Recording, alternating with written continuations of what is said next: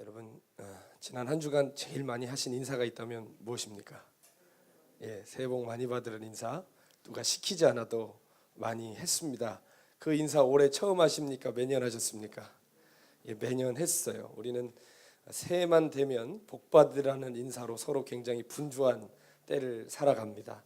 우리 민족은 복을 굉장히 좋아해요.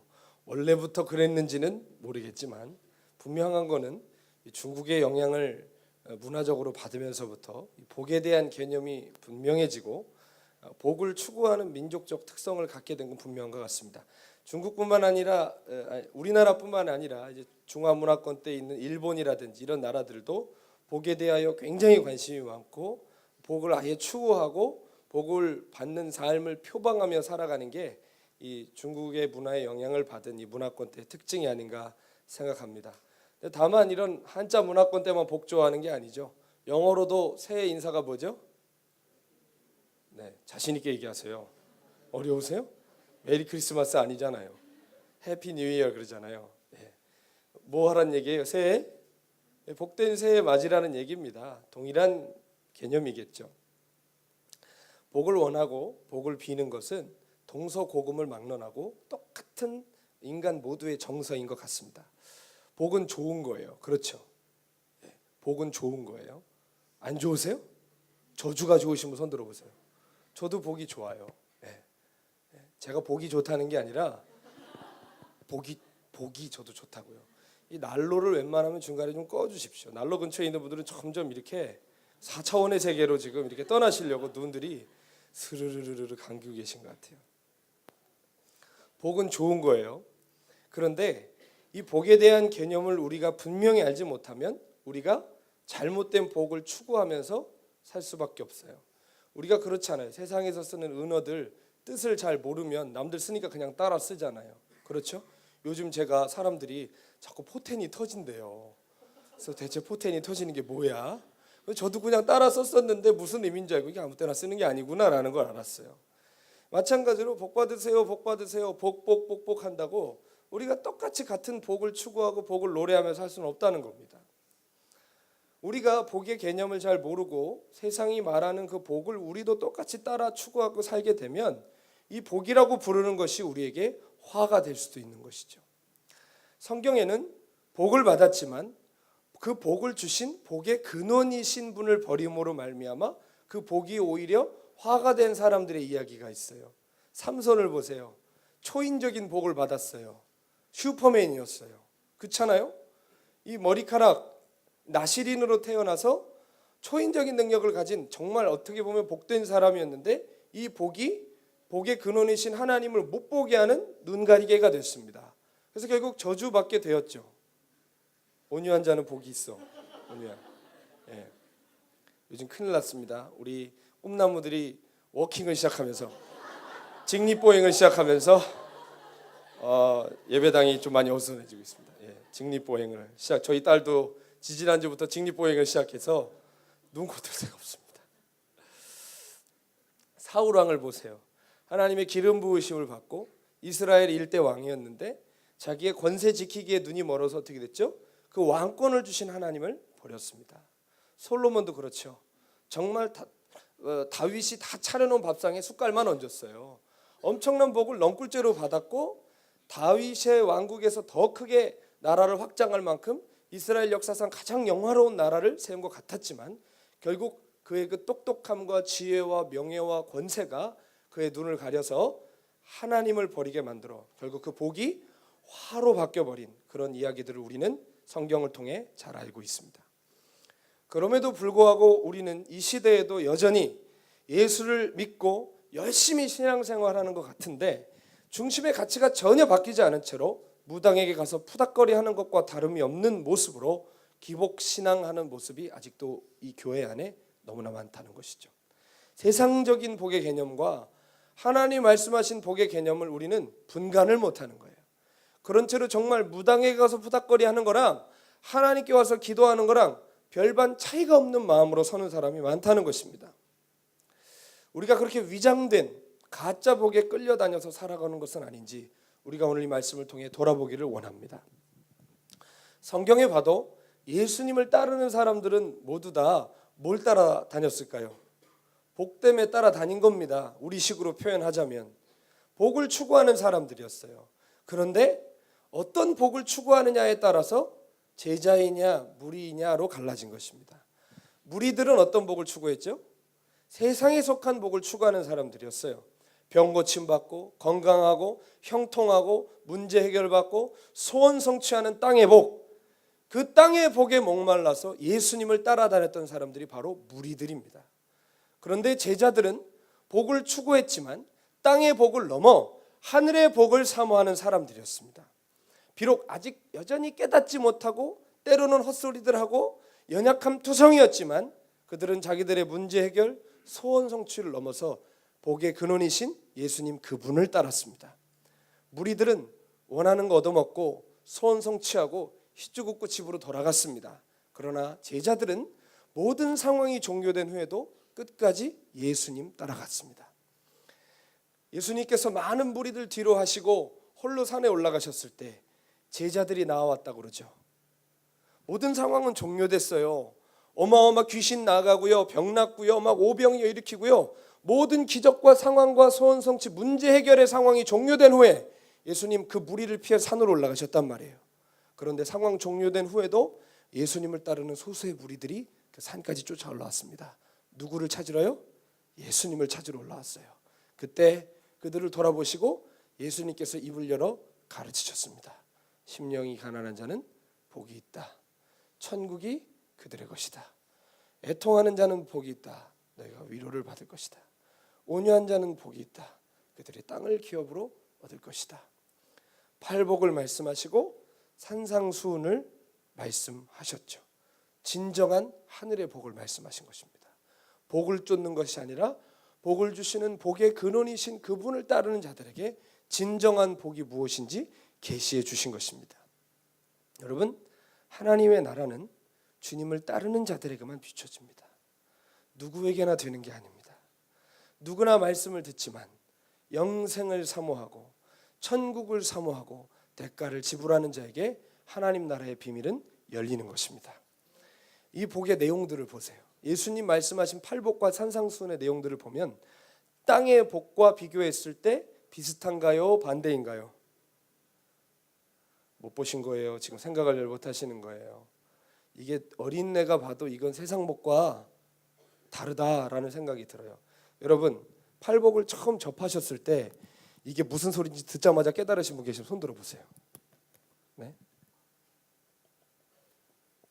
아무도 없으실 겁니다. 저도 그래요. 그냥 예수님이 하신 말씀이 좋은 말씀이지 이랬을 뿐이지 이게 무슨 의미인지 알아요? 몰라요? 모르죠. 왜일까요? 우리가 세상 복의 개념에 절어있기 때문에 그런 거예요. 하나도 못 알아듣는 거예요. 제자들도 예수님 따라다니면서 예수님 말 잘 못 알아들었습니다. 왜일까요? 그들이 생각하는 하나님 나라와 예수님 말씀하신 하나님 나라가 전혀 달랐기 때문이에요. 우리는 예수님의 생각과 전혀 다른 생각을 가지고 주님을 따르고 있을 수도 있습니다. 그러나 걱정하지 마십시오. 그분을 추구하고 어디든지 주님 가시는데 저는 다리로라도 따르기 원한다면 그분은 우리를 푸른 초장으로 인도해 주실 것입니다. 그러니까 주님 따르기만 그치지 마십시오. 자, 예수님 말씀하신 복의 내용을 보면 이 세상의 복의 개념과 반대된다는 것을 넘어 거의 충돌 직전에 있는 내용들이에요. 그렇죠?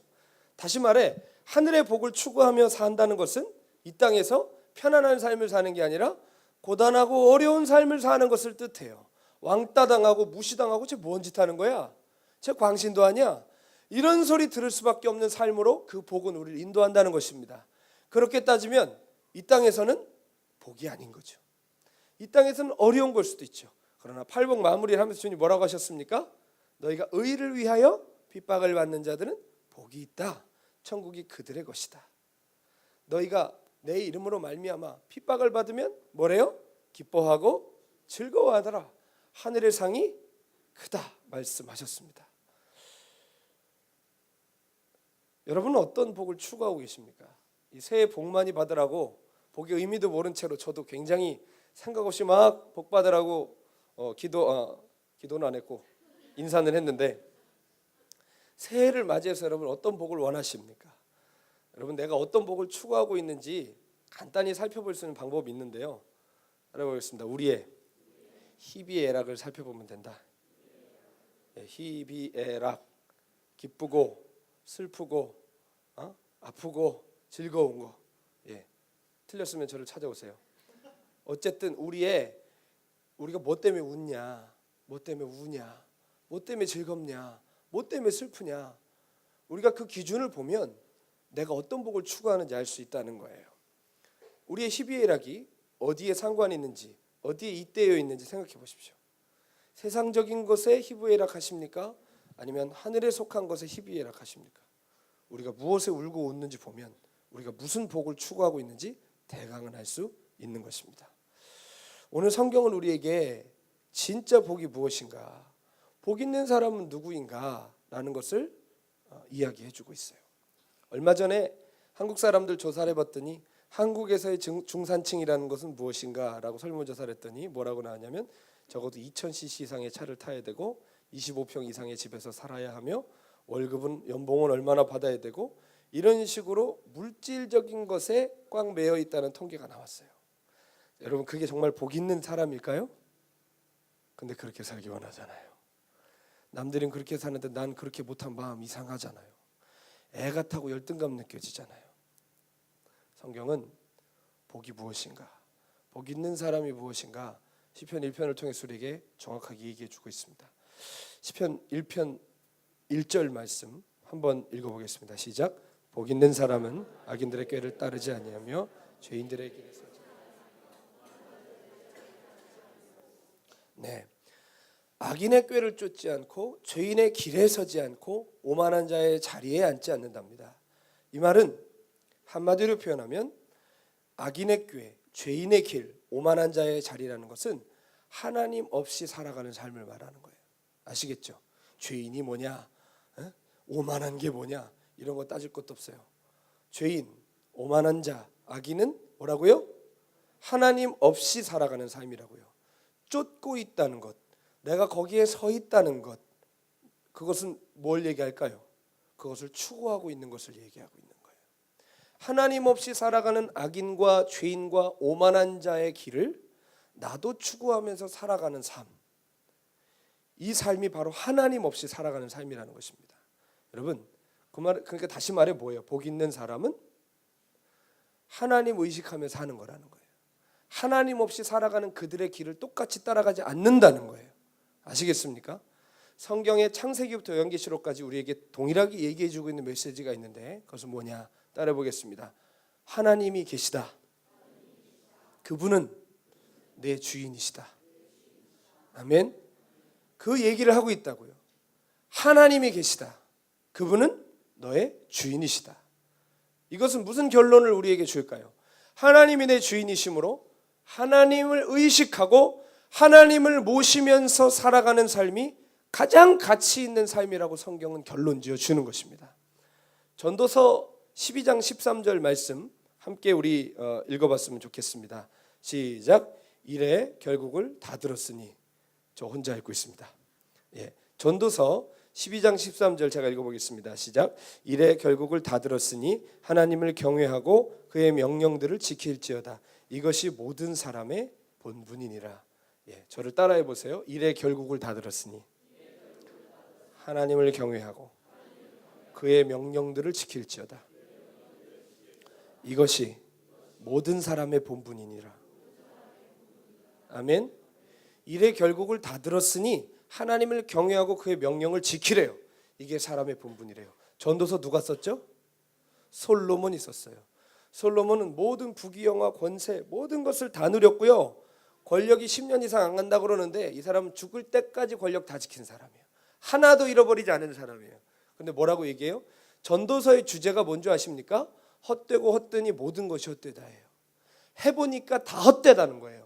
내가 돈도 가져봤어, 명예도 가져봤어, 부인도 1000명이나 뒀어, 이 세상에서 안 해본 게 없어. 그러나 결론이 뭐라고요? 헛되고 헛되니 모든 것이 헛되다. 그러면서 전도서를 끝내면서 이렇게 얘기하는 거예요. 이래 결국을 다 들었대요. 이래 결국이 뭐예요? 모든 것이 헛되다는 게 모든 것의 결론이에요. 모든 것이 헛되다. 그러므로 하나님을 경외하고 그분의 명령을 지켜라. 그것이 사람의 본분이다. 아멘. 우리는 똥인지 된장인지 먹어봐야 맛을 알겠다는 생각을 갖고 있지만 이미 드셔보신 분이 말하고 있습니다. 헛되고 헛되다. 모든 것이 헛되다. 하나님을 경외하고 그분의 길을 걸어가라. 그분의 명령을 지켜라. 아멘. 진정한 복은 살아계신 하나님을 의식하고 그분을 주인으로 모시고 그분 앞에 살아가는 삶이라는 거예요. 그분 앞에서 살아가는 삶이란 무엇입니까? 오늘 성경이 말한 대로 시편 1편에서 말한 대로 여호와의 율법을 즐거워하여 그 율법을 주야로 묵상하는 삶이에요. 아멘. 율법을 즐거워하고 주야로 묵상하는 것이란 무엇이냐면 율법이 말하는 수백 가지 조항을 지키면서 살아간다는 어떤 행위적인 조건을 넘어 율법 안에 담긴 하나님의 마음을 헤아려서 그분의 뜻을 내 삶의 모든 영역의 지침으로 삼고 실현하고자 하는 의지를 얘기하는 거예요. 아멘. 여러분, 법이라는 건 쏙쏙쏙쏙 피해갈 수 있어요. 그래 안 그래요? 그런데 하나님의 법도요 쏙쏙쏙쏙 피해갈 수 있을까요 없을까요? 얘기해봐. 있어요 없어요? 법으로만 따지면 쏙쏙쏙쏙 피해가요. 그래서 신약성경에 보면 예수님 그 책망하셨잖아요. 율법을 지키는 척하면서 니네 하고 싶은 거 다 한다고 그랬어요. 그런 행위규범 1부터 10까지 지키고 안 지키고를 떠나서 그 안에 담겨있는 하나님의 마음을 아는 거예요. 아멘. 그래서 그 마음을 우리의 삶의 영역에 실현하는 거예요. 그분을 따르는 거예요. 삶의 모든 영역에서. 아멘. 이게 주의 율법을 즐거워하여서 그것을 주야로 묵상한다는 말의 의미입니다. 아멘. 묵상이란 단순히 큐티가 아니에요. 히브리어 원어에 보면 묵상한다는 말은 계속 중얼거리는 거예요. 중얼중얼거리고 또 밤에 잘 때 그냥 안 자고 막 그 말씀을 갖고 씨름하고 잠을 못 이루는 걸 얘기하는 거예요. 잠 주무시지 말란 얘기가 아니라 그만큼 말씀을 삶의 우선순위로 삶의 기준으로 삼고 살아야 한다 이 말입니다. 아멘입니까? 율법의 기본 정신이 뭘까요? 율법은 복잡한 게 아니에요. 율법의 기본 정신은 뭐죠? 한 서기관이 와서 물었어요. 예수님께. 선생님, 율법 중에 가장 큰 계명이 무엇입니까? 물었을 때 뭐라고 얘기하시죠? 첫째는 이것이니 내 마음과 뜻과 정성을 다하여 주 너의 하나님을 사랑하라. 아멘. 하나님 사랑이에요. 둘째는 이와 같으니 내 이웃을 내 몸같이 사랑하라. 아멘. 10계명 1계명부터 4계명은 뭐죠? 나 외에 다른 신 두지 마라. 우상 조각하지 말아라. 내 이름 망령되이 걷지 말아라. 안식일 거룩히 지켜라. 누구를 향한 거예요? 하나님에 관한 법, 하나님 사랑이에요. 5계명부터 10계명까지는 부모 공경해라, 살인하지 말아라, 도적질하지 말아라, 간음하지 말아라. 이거는 누구를 향한 거? 이웃 사랑에 대한 거예요. 아시겠습니까? 모든 율법의 정신 안에는 뭐가 있다고요? 하나님 사랑과 이웃 사랑이 있어요. 아시겠죠? 못 알아듣겠어요? 하나님 사랑과 이웃 사랑이 우리 삶의 목적이어야 된다고요. 그게 우리의 삶의 모든 영역에 실현되는 것이 하나님 뜻이고 하나님 기쁨이라고요. 여러분이 선교사 안 되셔도, 여러분이 대통령 국무총리 안 되셔도 여러분 삶의 영역에서 하나님 사랑과 이웃 사랑 실현하시면 그것으로 하나님 영광 받으신다고요. 그것이 하나님 원하시는 너무나 단순한 삶이라는 거예요. 아멘. 그것이 복된 삶이라는 것입니다. 우리는 추구 자체가 다른 사람이에요. 학교 어떻게 하지? 재수 어떻게 하지? 직장 어떻게 하지? 결혼 어떻게 하지? 관계 어떻게 하지? 자식 어떻게 하지? 이 고민으로 죽고 사는 게 아니라 하나님 뜻 앞에서 씨름하는 거예요. 내가 하나님 뜻을 잘 지키지 못하는 것으로 여러분 고민하신다면 여러분 하나님 나라에 가까우신 분들입니다. 그러나 여전히 이 세상의 것에 울고 웃고 죽고 살고 계시다면 우리는 하나님 나라에 결단코 도달하지 못할 것입니다. 하나님 원하시는 삶은 복잡한 삶이 아니에요. 무언가 돼야 하는 게 아니에요. 여러분이 주부로 계시든 선교사로 계시든 재수생이 되셨든 서울대 수석이 되셨든 하나님 사랑하고 이웃 사랑하십시오. 그 삶이라면 동네 청소부가 되셔도 하나님 여러분 통해 영광 받으실 것입니다. 따라 보겠습니다. 나 좋은 것으로 하나님께 영광 돌리지 말고 하나님 좋으신 것으로 영광 돌려라. 아멘. 성공한다고 형통한다고 하나님 영광 받지 않으십니다. 우리가 주 앞에 순종할 때, 주 앞에서 정직하고 진실할 때 그렇게 하나님의 이름을 드러낼 때 그때 하나님 진정 영광 받으시는 거예요. 주님의 도를 따른다는 것이 세상의 기준으로 볼 때는 반대예요. 욕먹어요. 바보 취급당해요. 거꾸로 가는 인생 같지만 그 결과가 어떻습니까? 오늘 3절 말씀과 같습니다. 읽어보겠습니다. 시작. 그는 시냇가에 심은 나무가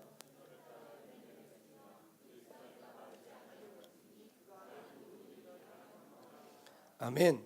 누가 책임을 지신대요? 주님이 책임지신답니다. 생수의 근원 되신 주님께 잇대어 있는 나무처럼 때가 되면 열매를 맺을 거라 이 말입니다. 아멘. 그분이 책임지시고 하나님이 세우시는 인생이 될 거라는 것입니다. 여러분, 하나님이 세우시는 삶을 원하십니까? 그렇다면 주의 도를 따르십시오. 주의 길에 서 계십시오. 그럼 하나님 붙들어 주실 것입니다. 제가 참 좋아하는 인물이 있습니다. 에릭 리들이라고 여러분 아세요? 에릭 리들은 20세기 초에 그 세계에서 달리기가 가장 빠른 사람이었습니다. 물론 그 당시에는 100m 올림픽 달리기에 우리 흑형들이 나오지 않으셔서 백인들이 잡고 있었던 시대였기 때문에 에릭 리들은 스코틀랜드 사람이에요. 그래서 세계 최고였지만 흑인들 출현 이후로 백인들은 명함을 못 내밀죠. 어찌됐든지 그 당시까지만 해도 이 에릭 리들이라는 사람은 달리기가 세계에서 가장 빠르다라는 사람이었습니다.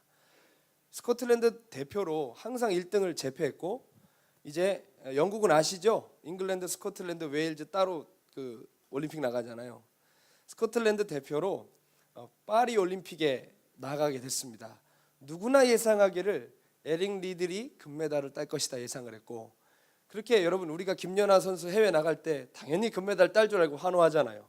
그런 것처럼 그 당시에 거의 독보적인 존재였기 때문에 모든 사람들이 배를 타고 프랑스로 떠나는 그 에릭 리들을 향해서 기대하고, 많은 사람들이 에릭 리들이 파리로 이제 출발했다는 것을 신문 기사로 실었습니다.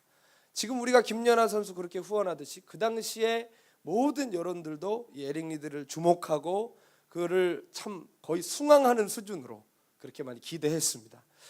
그런데 놀라운 사실은 프랑스에 도착해서 에릭 리들이 자기의 경기 일정을 딱 봤는데 경기 날짜가 언제냐면 주일인 거예요. 굉장히 큰 고민에 빠졌습니다. 에릭 리들은 아주 독실한 청교도의 후예였고 신실한 성도였기 때문에 안식일을 거룩히 지키라는 주님의 그 계명이 마음에 깊이 생각났습니다. 그래서 굉장히 많은 고민 끝에 그는 결정을 하고 올림픽 위원회를 찾아가서 이렇게 얘기했습니다. 함께 따라 보실까요? 저는 주일에는 뛰지 않습니다. 네, 저는 주일에는 뛰지 않습니다. 어떻게 됐을까요? 발칵 뒤집혔어요. 올림픽 위원회가 발칵 뒤집혔을 뿐만 아니라 영국 여론이 한순간에, 원래 언론이라는 건 그래요, 오늘 편이었다가 내일은 적이 되는 거예요. 난리가 났습니다. 아주 흑색 선전을 총동원하여서 민족의 배신자, 종교에 심취한 광신도, 온갖 비방으로 에릭 리들을 잡지와 신문과 온갖 대중매체에서 비난을 했습니다. 에릭 리들의 마음이 좀 흔들리기도 했을 거예요. 그렇죠? 금메달 앞에다 두고. 그러나 에릭 리들은 모든 사람 앞에서 동일하게 얘기하기를 나는 주일에는 뛰지 않습니다. 이 고백을 가지고 끝까지 자기의 소신을 지켰어요. 그래서 주일날 자기 대신 동료였던 다른 선수가 100m 달리기에 참석하게 되고 에릭 리들은 경기장 밖에 있는 교회에서 주일을 그렇게 지키게 됩니다. 근데 놀라운 사실은 사무엘상 말씀에도 나와 있지만 에릭 리들이 그렇게 허망하게 연습했던 올림픽에 출전하지 못하고 그렇게 모든 사람에게 원수 취급당하고 있을 때 하나님이 에릭 리들을 높여주셨습니다. 갑자기 400m 달리기를 400m 달리기 선수가 발목 부상을 당하면서 자리가 비게 됐어요. 이 자리를 누굴 세울 거냐라고 했는데 에릭 리들밖에 없는 거예요. 근데 에릭 리들은 100m 선수예요. 100m 선수가 400m에서 자신의 최고 기량을 발휘할 수 있을까요? 없죠. 그런데도 어쩔 수 없는 거예요. 세워야 되니까. 그래서 에릭 리들을 세웠습니다. 에릭 리들이 그 400m 트랙 앞에 서 있었을 때 갑자기 어떤 미국 선수 하나가 오더니 쪽지를 하나 이렇게 전해주는 거예요. 당신이 에릭 리들이냐고. 그렇다고 하니까 이 쪽지를 딱 전해줍니다. 에릭이들이 쪽지를 펴보니까 이렇게 써 있었어요. 사무엘상 말씀 써 있었는데 따라 보겠습니다. 나를 존중히 여기는 자를 나도 존중히 여기겠고, 나를 경멸히 여기는 자를 나도 경멸히 여기리라. 예, 그게 사무엘상 말씀을 주었어요. 나를 존중히 여기는 자는 나도 그를 존중히 여기겠고, 나를 가볍게 여기는 자는 나도 그를 가볍게 여길 것이다. 그 말씀입니다. 그래서 그 종이를 들고 에린이들이 뛰었어요. 네, 어떻게 됐을까요? 네, 꼴찌했으면 얘기했겠습니까? 금메달을 땄습니다. 네, 금메달을 땄어요. 기적이었죠. 이건 기적이었어요.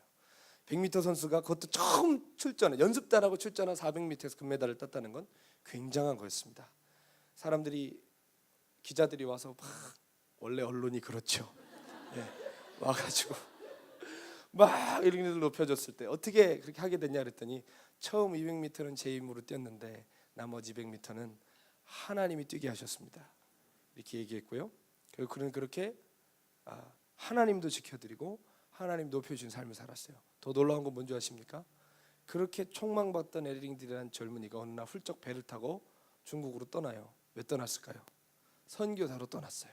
그 메달리스트가 모든 걸 다 반환하고 선교사로 떠나서 중국에서 선교하다가 태평양 전쟁이 일어나면서 일본 수용소에 갇혀서 고생하다가 거기서 그렇게 뇌종양이 걸려서 그렇게 순교해요. 그 땅에서. 여러분, 그 하나님 앞에 순종하는 삶, 단지 금메달로만 영광 돌릴 뿐만이 아니라, 우린 금메달 따면 영광이라고 생각하는데 그게 아니라니까요. 더 큰 영광은 그가 금메달 따기 직전에 나는 주일에는 뛰지 않습니다 라고 했을 때, 그때 하나님 가장 영광 받으셨습니다.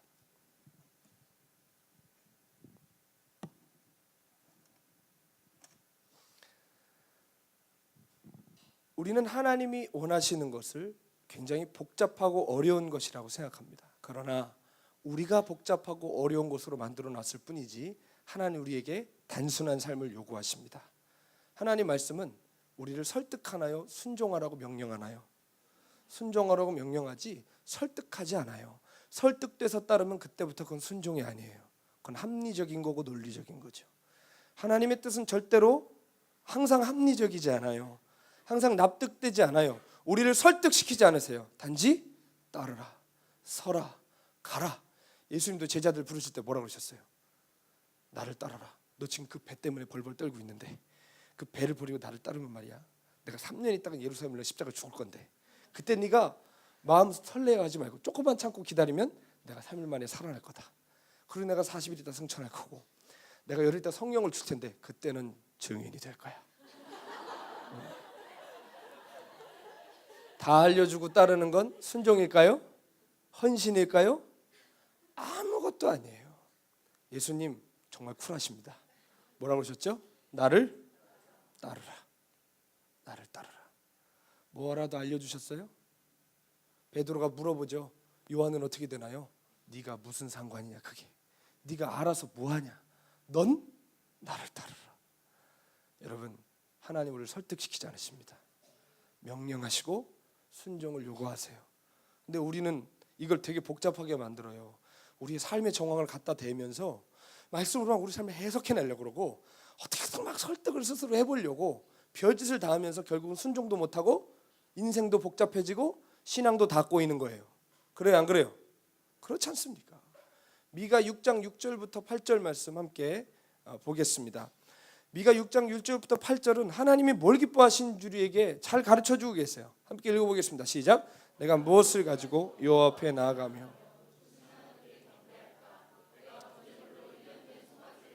그 앞에 나아갈까? 여호와께서 천천의 순양이나 만만의 강물 같은 기름을 기뻐하실까? 내 허물을 위하여 내 맏아들을 내 영혼의 죄로 말미암아 내 몸에 열매를 드릴까? 사람아, 주께서 선한 것이 무엇임을 내게 보이셨나니 여호와께서 내게 구하시는 것은 오직 정의를 행하며 인자를 사랑하며 겸손하게 내 하나님과 함께 행하는 것이 아니냐. 아멘. 하나님이 구하는 것은 단순한 거라는 거예요. 1년 된 송아지를 번제물로 드리고 천천의 수양과 만만의 강물 같은 기름을 드리고 맏아들을 드리고 막 온갖 것을 다 바쳐야 하나님 기뻐하실까? 라고 사람들이 물었을 때 주님 뭐라고 그러시죠? 사람아, 주께서 선한 것이 무엇인지, 내가 무엇을 기뻐하는지 이미 너에게 보였다. 너희는 정의를 행하고 인자를 사랑하며 겸손하게 내 하나님과 동행하라는 것입니다. 아멘. 단순한 삶을 요구하시는 거예요. 여러분, 정의를 행하고 인자를 사랑하는 것은 율법의 정신이에요. 율법의 정신. 율법에서 명하고 있는 하나님의 뜻이 바로 정의를 행하고 인자를 사랑하라는 건 사람 사랑하라는 거예요. 자비하라는 거예요. 정의를 사랑하고 자비하고 겸손하게 하나님과 동행하라는 것입니다. 그런데 왜 이렇게 단순한 뜻이 우리에게는 어렵게 느껴질까요? 왜 이렇게 불가능한 것으로만 비춰질까요? 그것은 우리 마음에 하나님 두기를 싫어하기 때문에 그렇습니다. 여전히 세상의 복을 추구하고 그것에 희비애락하고 내가 원하는 삶을 살기 원하기 때문에 하나님의 법이, 주님의 도가 그의 삶을 주장할 수가 없는 것입니다. 사랑하는 여러분, 주님의 법은 우리를 끊임없이 궁지로 몰아갈 것입니다. 주님의 도는 우리를 갈보리로 끌고 갈 것입니다. 왜요? 갈보리는 뭐 하는 데예요? 사형틀이 있는 곳입니다. 주님의 도는 우리를 사형틀로 끌고 갈 거예요. 왜일까요? 하나님의 통치를 거절하는 우리 옛자아가 주님과 함께 죽어야 하기 때문에 그렇습니다. 여러분, 이 죽을 썩을 옛사람으로는 하나님 통치 받을 수 없습니다. 불가능한 일입니다. 새 사람을 입어야 합니다. 거듭나야 합니다. 거듭나는 것은 어머니 뱃속에 들어갔다 다시 나는 게 거듭남이 아니라 성령으로 나야 하는 것입니다. 십자가 예수님과 함께 죽고 부활의 생명으로 다시 거듭나지 않으면 하나님 나라 볼 수 없습니다. 하나님의 통치 구현될 수 없습니다. 산상수훈 지킬 수 없습니다. 팔복은 우리 복이 될 수 없습니다. 아멘. 주님, 우리를 거듭나게 하시옵소서. 여러분, 거듭나야 하나님 나라를 볼 수 있습니다. 사랑하는 주님은 우리를 갈보리로 이끄셔서 우리 안에 어두움을 다 몰아내시고 온전한 하나님으로 세우시고야 말 것입니다.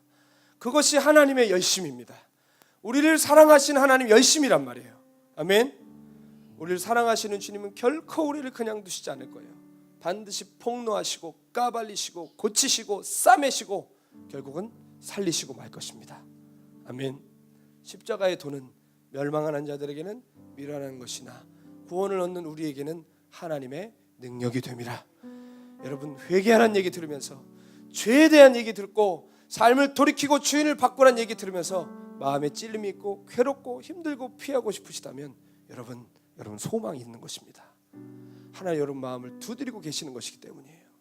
그러나 이 말씀 들으면서도 아무렇지도 않고 저에게 맨날 하네, 저에게 또 해, 내가 몰라? 이런 생각 갖는 사람 정말 두려워하십시오. 정말 두려워하셔야 됩니다. 십자가의 도는 우리를 변화시키는 능력이에요. 싸구려 위안이나 주는 게 아니에요. 아멘. 죄인을 새롭게 하고 연약한 자를 일으키고 악한 자를 의롭게 하신 능력이에요. 저주를 축복으로 바꾸시고 죄인을 의인으로 변화시키시고 원수를 친구로 바꾸시고 창기를 신부로 바꾸시는 능력입니다. 단지 교리로서만 새롭게 됐다는 어설픈 확신이 아니라 진정한 능력으로 우리의 삶을 뒤흔드는 바로 십자가에 있는 그 능력이 있다는 거예요. 나 자신을 돌아보십시오. 내가 정말 십자가의 능력 안에 있는지 아니면 그저 어설픈 교리적인 확신 안에만 있는지 돌아보셔야 됩니다. 내 자신이 뭔가 문제가 있다는 걸 발견할 때 낙담하실 일이 아니라 좌절하실 일이 아니라 마음의 끈을 동여매고 십자가 향해 달려가셔야 됩니다. 주님은 우리를 사형수라고 사형 선언을 내리시는데 내가 죽을 죄인임을 모르면 우리는 끝까지 갈보리 앞에서 주님과 다툴 수밖에 없습니다. 주님과 그만 다투십시오. 나와 싸워야 될 때입니다. 주님 말씀에 있는 하나님의 빛이 우리의 삶에 비춰지면 악인은 괴로워할 수밖에 없어요. 죄인은 양심의 아픔을 느껴요. 그러니까 어떻게 해야 되죠? 진리의 말씀을 피하고 싶어요. 거부하고 싶어요. 듣기가 힘들어져요. 오늘 말씀 5절 한번 읽어보겠습니다. 시작. 그러므로 악인들이 심판을 견디지 못하고 죄인들이 의인의 모임에 들지 못한답니다. 아멘. 악인은 심판 앞에서 견디지를 못하는 거예요. 여러분, 십자가는 심판 선언이에요. 아시죠? 사랑이기 이전의 심판이란 말이에요. 죄로 인하여 죽을 육신을 죄로 정하셔서 십자가의 사형수로 심판하는 거란 말이에요. 아멘.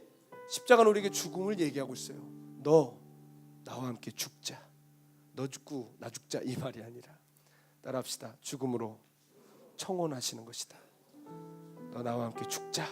그리고 다시 함께 살자. 그리고 나와 함께 영원히 살자 이 말이에요. 아멘. 더 이상 하나님 말씀에서 도망치지 마시고 그 말씀과 대면하셔야 됩니다. 그 앞에 나와 굴복하고 예수님을 삶의 주인으로 모셔야 돼요. 그 사람이 진정으로 복 있는 사람입니다. 사람이 이 새해를 만들어 놔서 마치 이전 것은 지나가고 새로운 계획만 내 앞에 있는 것처럼 속일지라도 인간이 정해놓은 이 어설픈 새로움을 여러분 믿지 마시고 하늘에서 주시는 진정한 새로움, 주님이 예비하신 진정한 새로운 삶, 그 삶으로 우리를 초대하고 계심을 믿고 주님을 따라가십시오. 다른 곳에서 변화를 기대하지 마세요. 여러분 거듭나지 않은 채로 선교 100날 가셔도 거듭날 수 없습니다. 봉사 100날 하시고 노숙자들 발 씻어 주셔도 그 행위가 여러분 거듭나게 하는 것이 아니에요. 희생하고 봉사하고 뼈가 분지러지도록 일하셔도 직분과 감투 다 뒤집어 쓰셔도 그게 우리 의롭게 해주는 것이 아닙니다. 우리가 의롭게 되는 방법 단 하나밖에 없습니다. 예수의 피밖에 없습니다. 예수의 피로 누가 의로움 받습니까? 내가 죄져서 죄인이 아니라 죄인이라 죄를 짓는구나. 존재적 절망을 경험하고 주님 십자가에서 나를 처리해 주십시오. 나는 사형수입니다. 하나님 은혜가 필요합니다라고 고백하는 자에게 예수의 피는 능력이 있습니다. 단지 죄 하나 씻어주는 능력이 아니라 죄인 십자가에 처리하시고 새롭게 거듭나게 하시는 그 십자가의 능력 2014년에는 꼭 경험하십시오. 여러분 단순하게 기도하셔야 됩니다. 하나님 저는 죄인입니다. 저는 거듭나야 합니다. 저를 새롭게 해주십시오. 이런 겸손한 마음을 통해서 하나님이 우리의 삶에 진정으로 하실 줄로 믿습니다. 주님의 빛이 비추고 있습니다. 도망가지 마십시오. 변명하지 말고 피하지 마시고 주님 거듭나게 해주십시오. 십자가 길만 걸어가게 해주십시오. 그런 결단으로 이 새해 첫 예배 주님 앞에 우리 마음을 올려드리기 원합니다. 함께 우리 찬양하시면서 함께 주의 보좌로 나아가겠습니다.